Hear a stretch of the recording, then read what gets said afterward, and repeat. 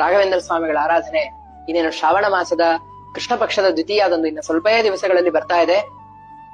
ಎಲ್ಲರೂ ರಾಘವೇಂದ್ರ ಸ್ವಾಮಿಗಳ ಅನುಗ್ರಹವನ್ನ ಪಡೆದುಕೊಳ್ಳಿಕ್ಕೆ ಸಿದ್ಧರಾಗಿದ್ದೀವಿ. ತುಂಬಾ ಜನಕ್ಕೆ ಪ್ರಶ್ನೆ ಇದೆ, ರಾಘವೇಂದ್ರ ಸ್ವಾಮಿಗಳ ಆರಾಧನೆಯನ್ನ ನಾವು ಏನಕ್ಕೆ 3 ದಿವಸಗಳನ್ನ ಮಾಡ್ತೇವೆ, ಏನು ವಿಶೇಷತೆ ಅಂತ.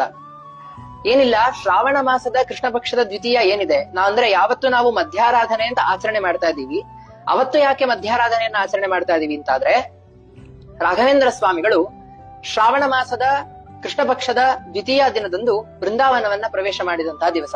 ಅವರು ವೃಂದಾವನವನ್ನ ಪ್ರವೇಶ ಮಾಡಿದಂತಹ ದಿವಸ ಆದ್ರಿಂದ ಅದನ್ನ ಮಧ್ಯಾರಾಧನೆ ಅಂತ ಆಚರಣೆ ಮಾಡ್ತೇವೆ. ಮತ್ತೆ ಈ ಪೂರ್ವಾರಾಧನೆ ಉತ್ತರಾರಾಧನೆ ಏನು ಅಂತಂದ್ರೆ, ಇದು ಸಾಂಪ್ರದಾಯಿಕವಾಗಿರತಕ್ಕಂತಹ ಒಂದು ಆಚರಣೆ. ಈ 3 ದಿವಸಗಳಲ್ಲಿ ನಾವು ಏನೇ ಸೇವೆಯನ್ನ ಮಾಡ್ಲಿ, ಅವರ ಸ್ಮರಣೆಯನ್ನ ಮಾಡೋದಾಗಿರ್ಬೋದು, ಅಥವಾ ಅವರ ವೃಂದಾವನಕ್ಕೆ ಪ್ರದಕ್ಷಿಣೆ ನಮಸ್ಕಾರ ಹಾಕುವಂತಹದ್ದಾಗಿರ್ಬೋದು, ಭಕ್ತಿಯಿಂದ ದೀಪವನ್ನ ಹಚ್ಚೋದಾಗಿರ್ಬೋದು, ಅವರ ಸ್ತೋತ್ರಗಳನ್ನ ಪಾರಾಯಣ ಮಾಡುವಂತಹದ್ದಾಗಿರ್ಬೋದು, ಯಾವುದೇ ರೀತಿಯಾಗಿರ್ತಕ್ಕಂತಹ ಸೇವೆ ಆಗಿದ್ದರೂ ಕೂಡ ಈ 3 ದಿನಗಳಲ್ಲಿ ಅತ್ಯದ್ಭುತವಾಗಿರತಕ್ಕಂತಹ ಫಲವನ್ನ ಕೊಡ್ತಾರೆ.